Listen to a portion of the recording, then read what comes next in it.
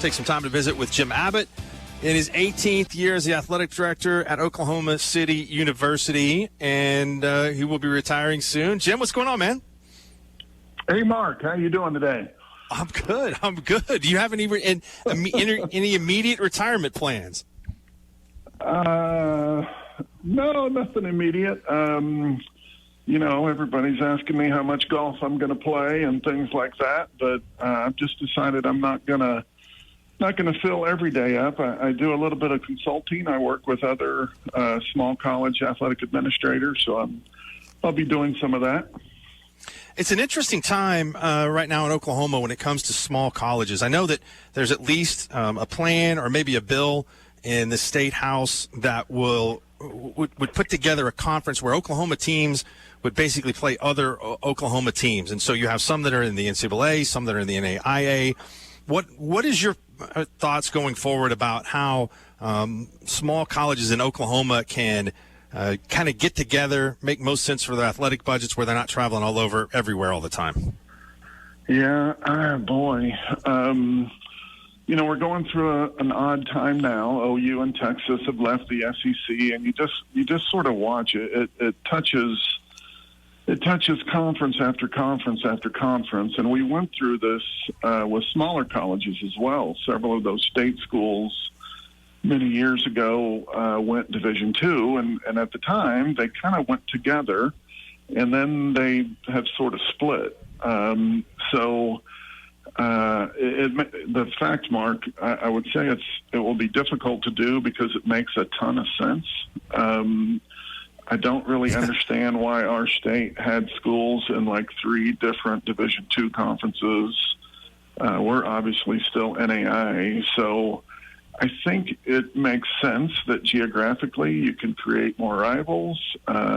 You could save a little money on travel, but it just seems like it's going to take a while to get anything done along those lines because, these schools joined these conferences and made these decisions for a reason, and often ego kind of gets in the way of changing. Yeah, no, that makes a lot of sense. Obviously, for you, the biggest part of your job is fundraising. I know that OCU, we just had a spot during the break for J.R. Holmesy, who I know is very, very active as a donor for you guys. And so those connections throughout the year are just absolutely vital to keep the doors open, right, for the athletic departments? It's really a big part of it. I was listening to the commercial with Al and Jim and JR, and, we just honored Al a couple of months ago and had a blast. J.R. Holmesy is a big reason why I'm here. He chaired the search committee 19 years ago when they hired me. Fundraising is a big part of it for us. Small schools like us, particularly private schools that don't get state funds, if to accomplish the things that we want to accomplish requires money. And so we spend a lot of time fundraising. We spend a lot of time hosting special events. We host events like Women's Golf National Championship. And a lot of that is done to bring people and show them Oklahoma City, but also to generate revenue that supports our student athletes. A lot of longevity with coaches at OCU. What's been the key to success where it's a destination job? People are not looking to leave, and then whether it be baseball or basketball, the women's wrestling program, which is unique and I think groundbreaking to have so much success. Yeah, I don't know what to tell you. I think coaching is a very hard job, particularly at our level, because we just talked about fundraising, but it's all the little things. It's taking care of your facilities. It's keeping track of academic progress. It's really taking care of your personal health and the health of 20 or 30 members of your team. I've been really fortunate. I've worked with 5 Hall of Fame coaches at OCU. 3 of them are still on our campus. Denny Craybaugh, our baseball coach, his assistant Keith Lytle, and I'm just telling you, these guys, they have a passion for what they do. Phil McSpadden is our softball coach. He's been here 35 years. He's won more games at a 4-year college or university than anybody in history. And so I think the secret to success in terms of longevity is you just have to start with the right people. Working in sports, as you know, it's a lifestyle. It's nights and weekends and holidays, and it's not for everybody. At our level, there aren't millions of dollars involved in terms of what we pay our coaches or what's on the line, whether we win or not. So truly for us, we've got to have people that when we talk about providing a great experience for our students, we mean it. Because if you're not in it for that, if you're not really in it for the payoff of watching these people grow and mature and go out and make their mark in the world, then you're not going to be satisfied here. Do you see OCU at the NAIA level for the foreseeable future, or are there plans to maybe make a switch into some different kind of league?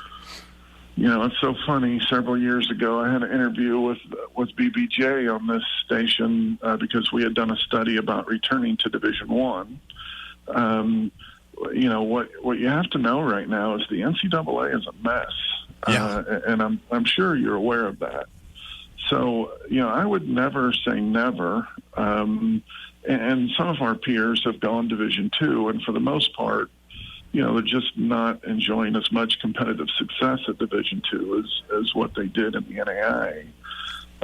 What I like about the NAIA is that, we have access to our kids at all times. We don't have dead periods. We don't have a rule book that's 800 pages long, and I'm not suggesting that we don't have rules. We do, and for the most part, they're very similar to the NCAA, but it's clear to me that the NCAA is a top-heavy organization.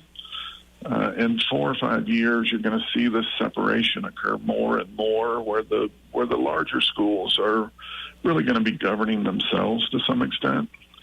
So, I would never say never to OCU someday, being a part of the NCAA, but the reality is, it's uncertain to me in the next 5 to 10 years if the NCAA is even going to exist. So until that kind of shakes out and we get a better idea of what that's going to be, I think we're right where we belong. Totally on board with you with that. I agree completely. Before I let you go here, any great memories that stand out more than others, or what you might miss when you step away the most? Boy, that's a tough one. I've spent most of my adult life at a ball game. So I'm kind of looking forward to a few weeks where I don't worry about the outcome of a win or loss.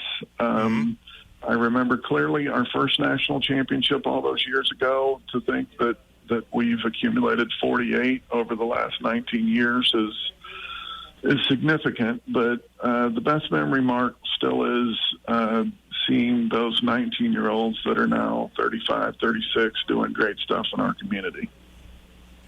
Yeah, that's great. I hear you on that, man. It is when you step away for a while. I mean, it kind of does change the way, especially in the media, like how you cover an event or whatnot. But hey, Jim, thanks for your time and congratulations on a great run at OCU. And I'm sure we'll see you around in some capacity in the near future. That sounds great, Mark. Thanks for your time. You bet. All right, Jim Abbott, athletic director, 18 years at Oklahoma City University.